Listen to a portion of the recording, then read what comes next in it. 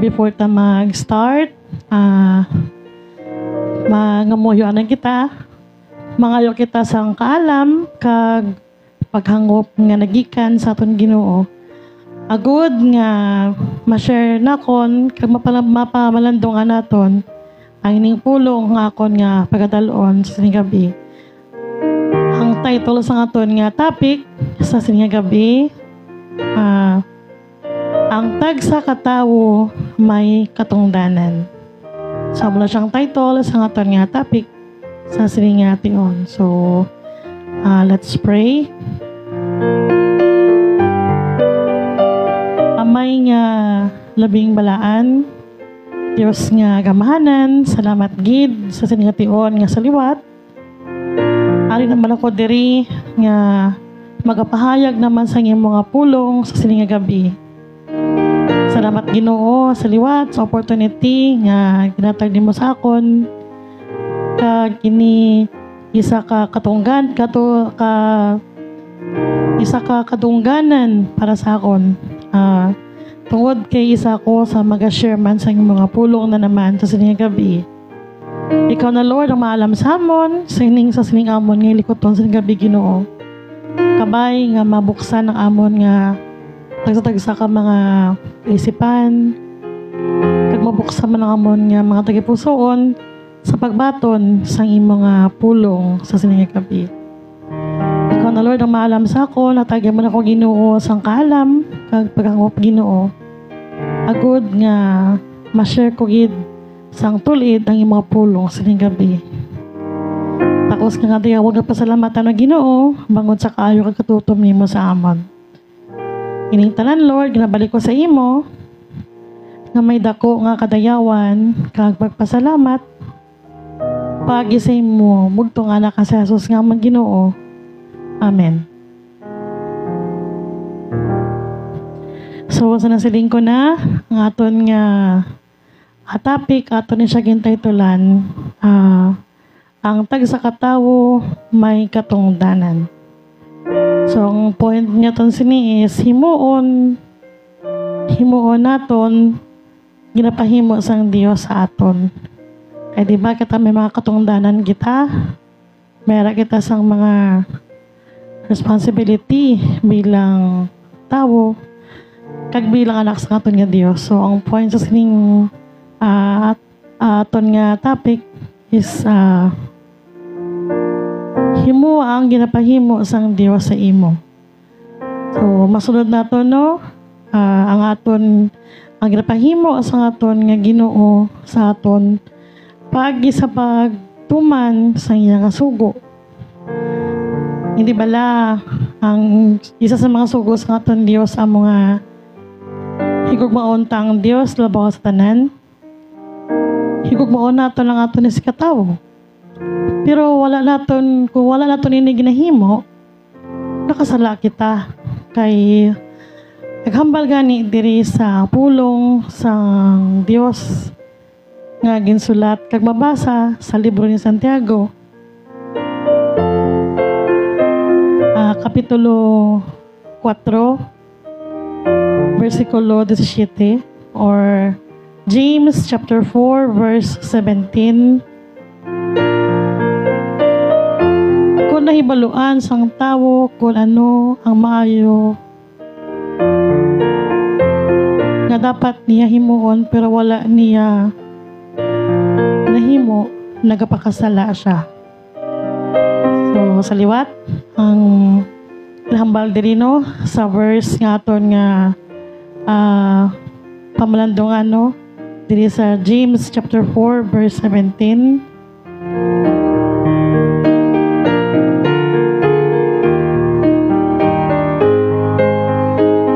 Nahibaluan sang tawo kung ano ang maayo nga dapat himuon pero wala niya ginahimo, nagapakasala siya. So maathag no nga kung nahibala na naton ang kamaturan kag nagakabuhi kita gihapon sa kabutigan, nagapakasala kita. Kaya sugos ang Dios dapat tumanon. Kaya halimbawa na lang sa kabuhi ni Haring Saul. So, di bala si Haring Saul, amo na siya ang papungko no, bilang hari sa time ni Prophet Samuel. Kaya nagapangayo ato sa amo nga time sang hari ang mga taga-Israel. So, si King Saul, ginanon siya, no? Amo na siya ang kumbaga mo na siya bala ang sang Ginoo, no, nga magpungko bilang hari, agad nga mag-lead sa mga taga-Israel. So, sa amo nga time, tagaan si King Saul sa misyon nga laglago ng mga Amalekites or mga Maliknon. Gintuman man niya nga laglagon sila pero wala niya ginubos. Bisa nakahibalo siya kung ano ang nagkakadapat pero wala niya ginhimo. So nakasala siya. Kagtungod sa ginbuhat ni Haring Saul, ano bala ang nangin kapalaran niya? Ginsikway siya sang Diyos tungod kay nangin manilapason siya sa sugo sang Ginoo. So hindi galimayo ang bunga sa niya ginhimo. So, ang ginhimo niya sa malipot na istorya, nabali ang natabo sini, makita niya siya sa unang Samuel, kapitulo 15, no? Dili siya sa bilog nga chapter sang 1 Samuel chapter 15, dili siya mabasa nato, no? Kung paano kagitagaan sa misyon si King Saul nga laglago ng mga Maliknon or Amalekites kung sa English. So, ang ginambal dira sa iya, nga dapat, kung laglago niya, wala sa mga mabilin. Bata man o konti gulang, mapagros man o kung mga maluya, bisan pa sa mga kasapatan. Tanan-tanan nga nagakabuhi nga mga Amalekites sa sinang lugar, dapat pagalaglagon sa tanan. Bisan pang ilang hari, dapat laglagon sila. Pero ang ginhimo ni King Saul, wala niya ubos. Kundi nga spare niya ang mga matambok na mga baka, ang mga mapagros pa mga karnero. Bisan pang hari, spare niya man. So, ato gali, wala kahamuwat sa ngaton nga Ginoo. Kaya diba ginambalan siya gani nga laglagon niya. So, ang ginhimo niya, maliskad sa ginambal sang Ginoo sa iya. Kaya ang sa mind niya, nga matagan niya sang kadungganan ang aton Ginoo. So, sangin pamangkot niya siya gani ni Prophet Samuel kung wala natuman niya ang yagin himo. Isabat pa siya gani nga natuman niya ang yagin himo. Tapos nagambal si Prophet Samuel sa iyati nga minabatian kung nga mga kunis sang mga bakahaw kag sang mga karnero. Ang ginambal niya, gintuman ko man ang ginambal sang Ginoo sa akon. Pero wala ko sila ubos laglag. Ginpanguha ko to sila kay labi na ginamang kasapatan, ginpanguha niya. Kaya ang rason niya, gusto niya nga ihalad ang mga matambok na itong mga sapat, mga karnero, ang mga baka, gusto niya itong ihalad. Kaya pati pagani ang mga soldado ni King Saul, nagpanguha man sila sa ilang mapuslan. Pero naghambal si Samuel, no? Sa unang Samuel chapter 15 verse 22 asa sa 23 nagambal siya kay nagsabat siya kay Saul.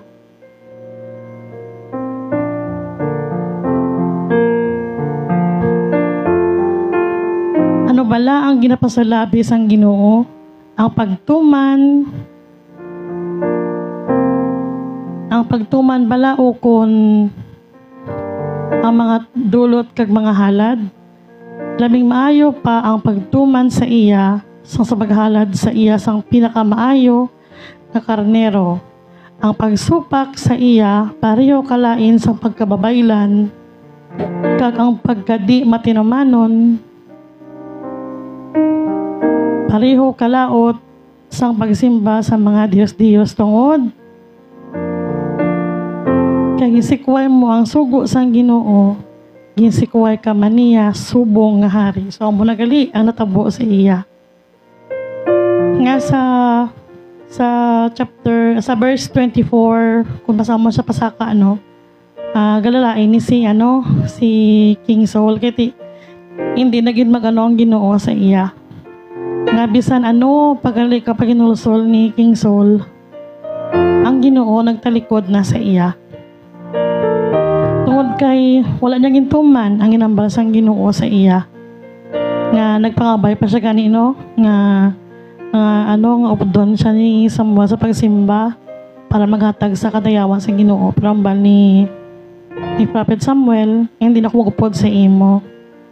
Kay ang pagsikway mo sa Ginoo, magaging tapos mo na ang imo nga kaangtanan sa Ginoo. Ang pag hindi mo pagtuman sa iya nga ginambal sa imo, parehas lang aging sikway mo siya. So kasubo pa minsaron nga kahibalo man kita sang nagkakadapat, pero may lagi sa aton sa gihapon nga wala nagatuman. Kay ang tagsa-tagsa sa aton may mga katungdanan kita. Ang katungdanan naton nga dapat sundo naton ang kabubuton sang Dios pagi sa pagtuman sang iya mga sugo. Hindi naging maayo nga example si Haring Saul kay naging masinupakon siya sa atubangan sang aton Ginoo. Tungod kay nangin masinupakon siya, pakamalakot siya sang Ginoo, kagang Ginoo nagbiya sa iya. So, amo na galinaw matabo sa aton kung kita masinupakon man sa tubangan sa aton nga Ginoo. Kag hindi gina pagpakamayuhon sa aton Ginoo. Nabalang kabalo ka na, for example, kabalo ka na sang dapat mo kahimuon, kabalo ka na nga dapat mo nga talikdan ang isang kalibutan. For example, nalabi sa mga bisyo mo, sa mga ginakawalihan mo sa kalibutan. Nabalang kabalo nga sa lain as tubangan sa atong Ginoo. Pero sa gihapon, ginahimo naton. Ang rason kung nga ginahimo naton ina, tungod kay nahadlok ta nga madulaan ta sang mga abyan. Nahadlok ta nga hindi ta nilabag sa pakon. Nga masilinta nga sige lang, kumplasihan ko lang ni Danay kay mahuya mata sa ila kay mahambalas la karon nga daw sa sino na kita. Pero kung lang tawan nimo, dapat mas mahuya kita sa atubangan sa aton ni Ginoo. Kasi syempre kabalo na tamo. Ano ba lagi nambal sa sang verse atong kagina nga gindala nga ang tawo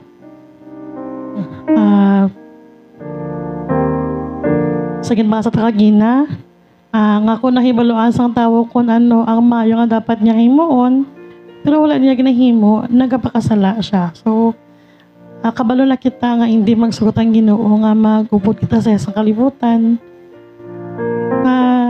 Nag-aabot pa sa point kung kisa nga bisan pa ang simba naton or bisan pa naton nga pagpangalagat sa Ginoo, wala talaga sa ginahimo.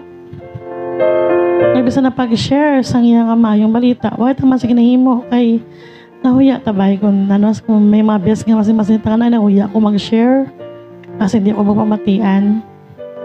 Pero wala pa na ganyan testingan. Ako, alam ako na mo, guilty mo ko na sa amo na. Nga, sang una, nahuya ko mag-share sang Word of God. Kasi sabihin ko, paano naman, hindi mo ko dan kita. Basi kung hindi ko nila yung pagpatihan. Kagbasi kung palayuan ko sa ako ng mga kilala. Pero sang pangayo ko sa Ginoo nga iya ko buligan nga ma-share ang iyang may balita. Bisan pa diri sa live, sa totoo lang, nahuya ko kung paano ko mag-share sa iya pulong. Kasi siling ko sa radyo frequency lang to. Bisa pa paano, makatago ko. Iniya, live na gid ni saya, makita ko sa Facebook. Tapos i-share pa gid sang mga makakita. Ala, sing ko alam, mahuya mo ko ni mag-share oy. Pero kung ano mo gali sa Ginoo, surrender mo sa Ginoo gali, ang kulba mo, ang kahuya mo, madula na siya.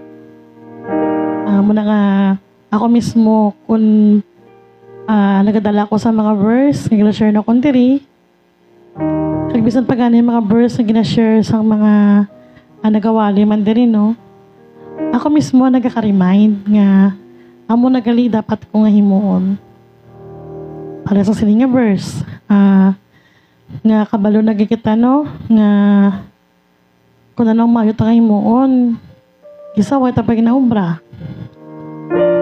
Tungod kiti gusto ta ma-please ang parehas nga tao. Pero hindi gali na nga hinimuon.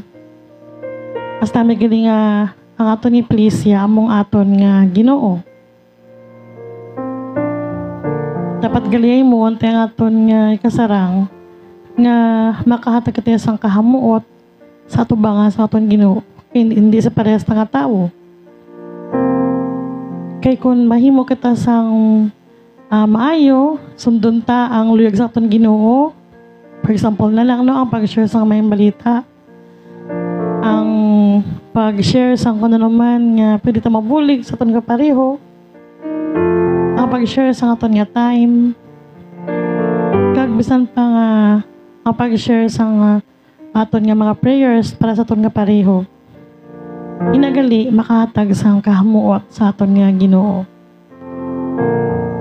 Kay pareho man sa aton bala mga Kristohanon, nakahibalo kita sa aton ginahimo kag nakahibalo man kita sa kamatuoran, pero may haragyapon sa aton nga padayon nga nangin masinapakon. So nagakaaki gali ang Dios sa sinuman nga nagabuhat sang paglapas sa iya bisan pa nga nakahibalo kita sang matuod.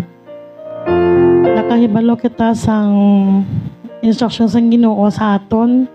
Pero padayon kita nga nagahimo sang hindi maayo. No? Kung aton nga balikan, para wala kay Haring Saul, nakasala man kita, kay padayon kita gyapon nga nagahimo sang baliskad sa luyag nga ipahimo sang Ginoo sa aton. Ganing hindi kita maglaom sang pagpakamaayo, kay nakasala kita imbis pagpakamaayo aton mabaton, silot ang aton mabaton. Example, gusto ko kita nga mag-share sa pulong sa Ginoo na pero sa bakaw na kagina, puluwa ta ginahimo, katin mo kay syempre mahuya ta mo. Pero sa ako na ko guilty ko sinaya kinahuya ko mag-share sa una, pero kung makashare ka kali sa pulong sa Ginoo, kag i-surrender mo tanan sa Ginoo, kamag-an gali. So, pero kung di ta gali paghimuon ano, ini-reminder man sa aton kung di ta gali paghimuon, ang pag-share sa pulong sa Ginoo, bisan nakahibalo kita, makasala gali kita sina. Kag luyag man sa Ginoo nato no nga magbag-o kita. Pero wala ta man gyapon ginahimo sa baylo. Pagkakabuhi kita sa pagpakasala. So hindi kita madaya ang aton nga kaugalingon. Bisan pa nga aton nga Ginoo. Ihambal sa Galatia chapter 6 verse 7.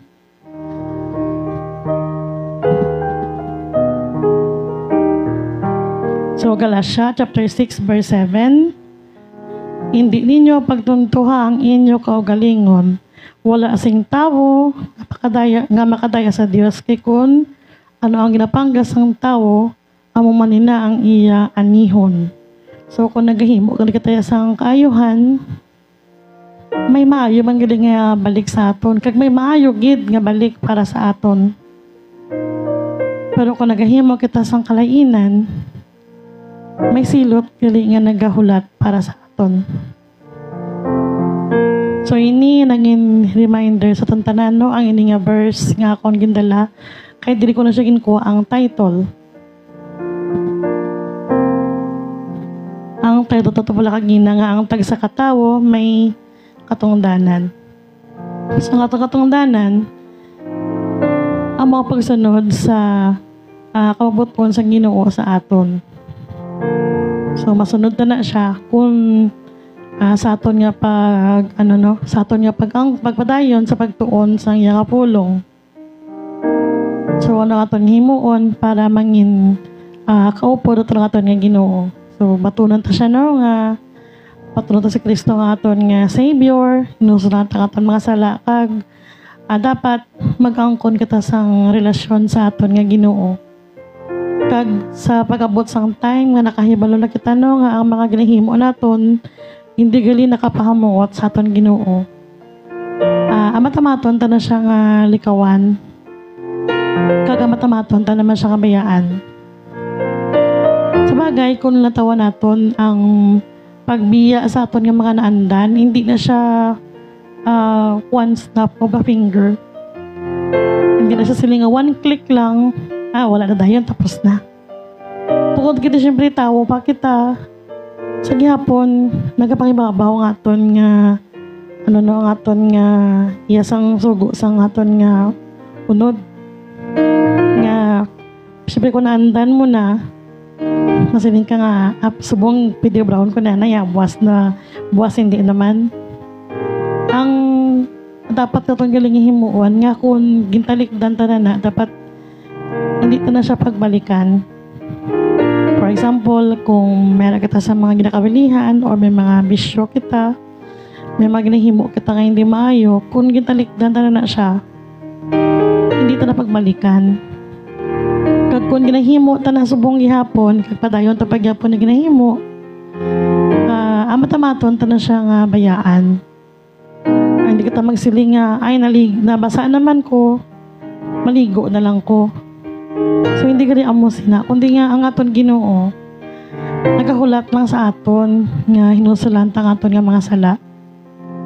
Kay tungkol sa gugma sa aton Ginoo, ang aton Ginoo mapinatawaron sa aton. Amo na gani nga, i-remind niya kita pagi kay Apostle James, na kung nakahibalo na kita gali isang dapat atong himuon, kag wala tagin himo, padayon kita nga nagkakabuhi sa sala. Nga kung kahibalo gali kita nga ingini nga kung kita bilang Kristohanon, mayara kita nga katungdanan nga mag-share sang iya pulong. Kung wala ta na ginahimo, bisan kabalo na ta, makasala ang magali kita gihapon. Or worse pa, for example, nadula to sa aton ng aton kilala, kaway tagin siran, makasinita sa aton kakagalingon nga, ay, tanig yung sigiran ko to siya, no? Ay, tanig ginambalan ko na to sa, no? Nabalang, ang yung mga regrets, bala, ulihin ang tanan. So, samtang may time pa, ini nag-remind man sa aton nga, samtang may time pa kita, tingawaan naton nga matadlo ang aton nga manginahimo nga hindi makahatag sa kahamuot sa mata sa aton Ginoo. I know, hindi basta-basta nga magtalikod sa aton nga mga naandan. Pero kabalo ko nga kung pangayuan tayo na asang bulig sa aton Ginoo, ihatag naman sa aton. Kaya kabalo ko nga kung ano man ang aton ginapangayo sa iya, basta makita niya nga makapaayo sa aton, nakasigurado gid ko niya nga ihatag na sa aton. Nakasigurado man ko nga kung mga muyo kita nga budigan kita sang Ginoo, sabton kita niya. Basta makita lang niya nga makapayo sa aton. Kag makita lang niya nga ginasundod naton ang luyag niya nga ipahimo sa aton. Ilabi na kung kita ara sa pagpangalagad. Kag ilabi na kung kita isa na katunay nga Kristohanon. Kristohanon bala nga hindi lang sa hambal, kundi nga dapat ipakita natin sa buhat. Nga, for example, maabutan kita sang mga, maabutan kita bisang mga trial sa kabuhay naton. Di ba ang ginambal sa Bible nga bilang Kristohanon, itugyan ta sa Ginoo ang tanan, bilang kung kita anak na sa aton Ginoo, itugyan ta na sa iyang tanan. Pero sa gihapon, may aragapon sa aton nga naga-doubt, may pagduda gihapon sa kasarang sa aton Ginoo. Na balang sa aton nga balatsagon bilang tawo sa gihapon nagapangibabaw sa aton ang pagduda nga wala kita bala nagasalig sa aton Ginoo. Nga bisan pa kani sa aton mga prayers kung kay isa pa-pray tabi nga Lord baligi ko nga kabay malampasan ko ni tanan. Pero pagtapos nasa mind ta meron gid sa aton nga naghambal nga ihatag yan sa ako ng akon nga pangayo. So inagali nga hinimuon hindi nagali gusto sa aton Ginoo sa aton. Kay di ba ginambal niya gani nga dapat itugyan ta siyang tanan. So sige hapon meron ka tagyapon nga pagduda sa iya. So nakasalamat tagyapon sa aton nga Ginoo. Pinaghambalagid siya nga dito na paghimuon. So sige hapon ginahimo ta man nagyapon na kamo sina. So kanami isang lesson no sa sining nga verse nga aton nga nabatian no nga kung nahibaluan ta na kung ano ang makapaayo para sa aton nga luyag sa aton Ginoo nga aton nga himuon. Pero sa gihapon padayon kita nga nagahimo sang baliskad saya gusto nga ipahimo sa aton. Padayon kita nga nagapabilin sa paghimo sang sala.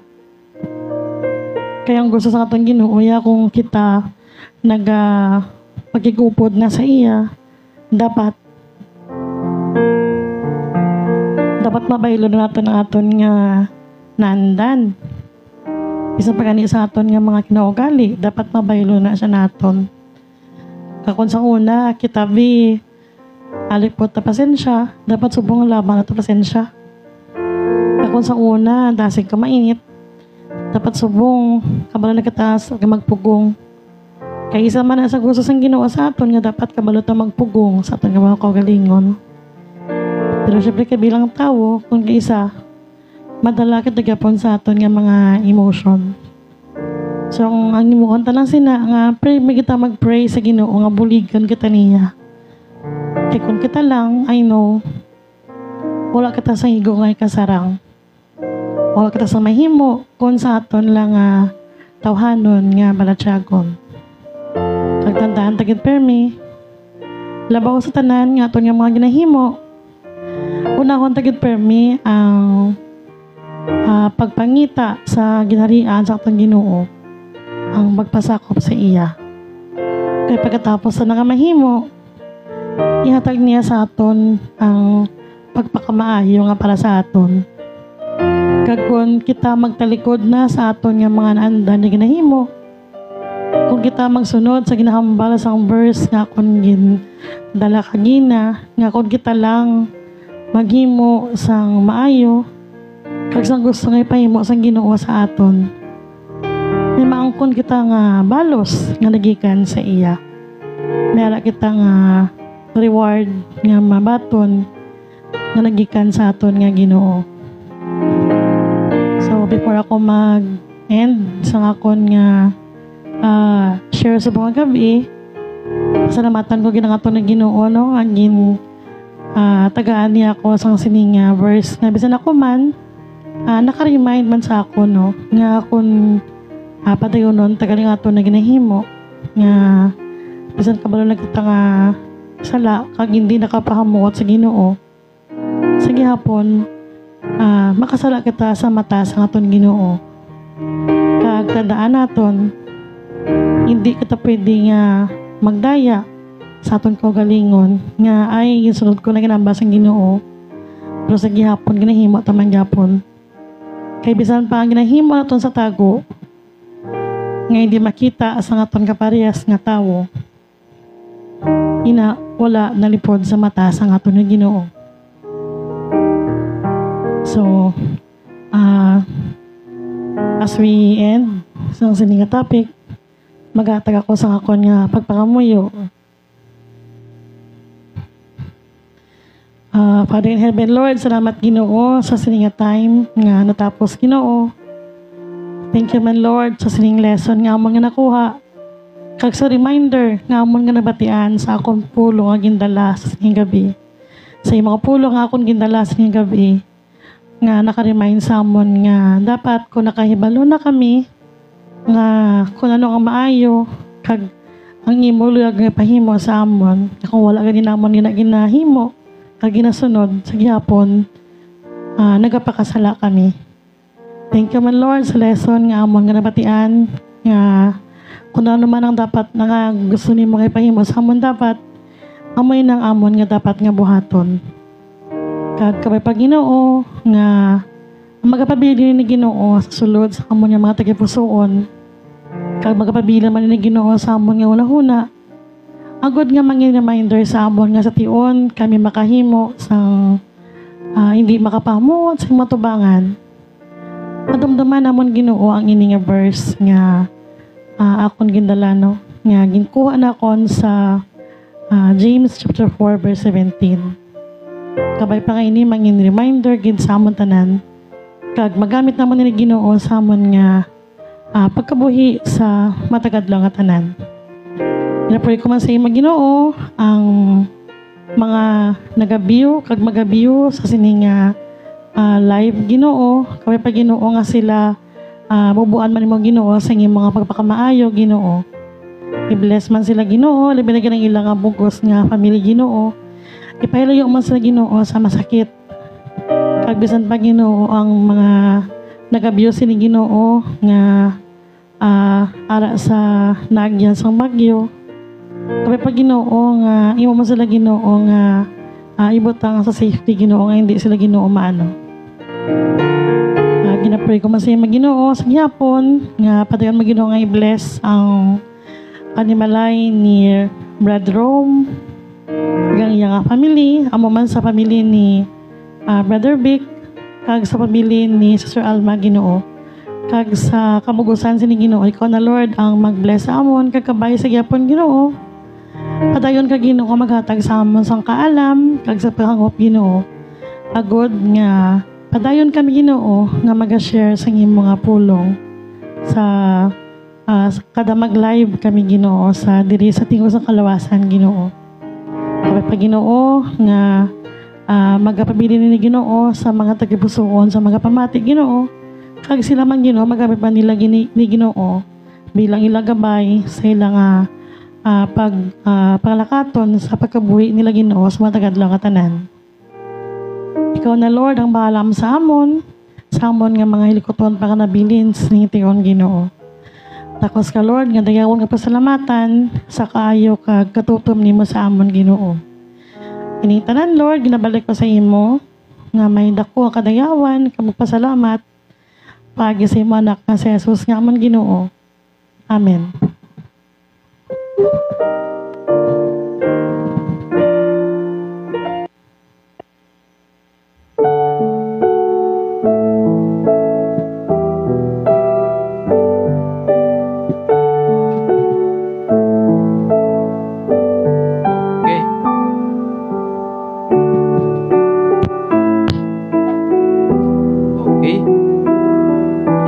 Nga salamat Sister Joy sa mensahe sa aton nga Ginoo na gindala mo subong nga gabi. Kag madamo man na salamat sa tanan nga naga-view. Padayo lang gid kita sa aton nga pagpamati sa pulong sa Ginoo. So i-share lihog lang ko share para ang aton nga live mabatian man sa wala pa nakapati yung mga friends, so para makapati man sila sa pulong sa aton nga Ginoo. So madamo gid nga salamat sa inyo kag mayong gabi.